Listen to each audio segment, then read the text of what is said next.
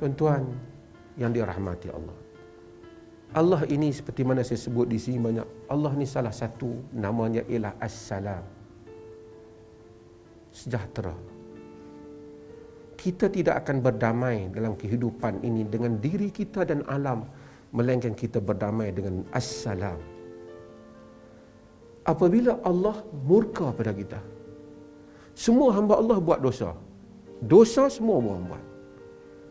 Tapi beza antara anak Adam dan syaitan, apabila dia buat dosa, dia challenge Tuhan. Kau ciptakan dia daripada tanah, aku daripada api, aku tak patut. Dia challenge. Adam mohon keampunan. Dalam kehidupan ini, manusia ada buat salah. Oleh kerana manusia buat salah, seluruh keperluan hidup manusia ialah memohon keampunan kepada Allah. Tuan-tuan telah lalui hidup. Saya ada kehidupan, tuan-tuan ada kehidupan. Ada berapa banyak cita-cita kita dalam hidup, kita tak capai. Siapa pun kedudukan kita. Dunia yang kita lihat, yang tak ada apa-apa yang ni, berapa banyak benda yang kita teringin. Tadi saya sebut dalam durus Ramadan, yang melihat wanita cantik, kalau lelaki handsome, melihat harta yang banyak, kekayaan. Walaupun siapa dia kaya dalam dunia ini, dia tidak mencapai. Kerana kehendak manusia itu sentiasa banyak. Bila umur meningkat, lagi penyakit ada. Dulu, tadi saya buat contoh, kita pergi naik kereta pergi Penang, nak makan nasi kandar. Sampai kita boleh makan 1 pinggan, boleh tinggi 2 pinggan. Kita nak kereta 1.5 jam. Kerana kita nak memburu rasa. Itu kehidupan dunia.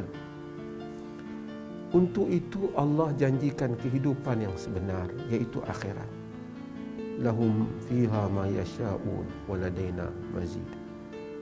Mereka ada hak dalam syurga tu, apa saja yang kamu nak, kami sediakan lebih daripada tu lagi. Sehingga hamba dia duduk dalam syurga, dia terbayang segala yang ada dalam dunia tu, dia bercita-cita, dan Allah tambah lebih daripada apa yang dicita-cita. Bagi maksud itulah, tak dapatlah masuk ke syurga itu, melainkan dengan memperolehi keampunan di sisinya. Kalau dia kata, kalau tak ampun, hampa tak masuk syurga, hampa duduk di luar, boleh berkira lagi. Tapi kalau tak masuk syurga, manusia masuk neraka. Dan itulah yang menjadi tajuk yang menggusarkan semua para sahabat Nabi dan orang-orang saleh. Tapi dia tak menggusarkan saya, pasal saya bukan orang saleh. Mungkin juga tidak menggusarkan tuan-tuan, sebahagian tuan-tuan, kalau kita bukan orang saleh. Lalu hidup kita, seluruh pertarungan kita, kita bertarung kadang-kadang untuk kesenangan 3 tahun, 2 tahun, 4 tahun. Kita tidak bertarung untuk keampunan Tuhan. Dan pertarungan untuk keampunan Tuhan ini tidak berakhir sehinggalah nyawa kita diambil oleh Allah dan kita kembali kepadanya. Bila kita kembali padanya, saya sehari 2 ni, ayah saya hospital, maklum pada saya, kata kritikal. Dia suruh standby. Bila saya tengok ayah saya teringat kehidupan ni betul-betul. Insan, apabila dia kembali, dia hidup dalam dunia ni, ramai orang susah.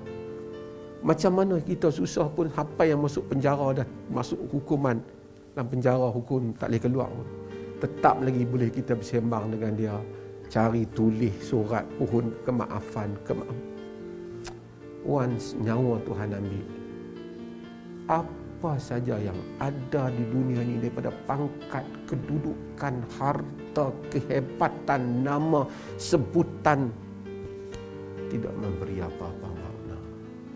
Hanya keampunan Tuhan saja.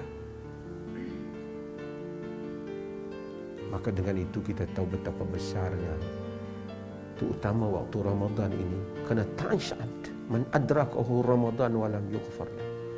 Celaka hamba yang memasuki Ramadan, dia tidak diampunkan oleh Tuhan.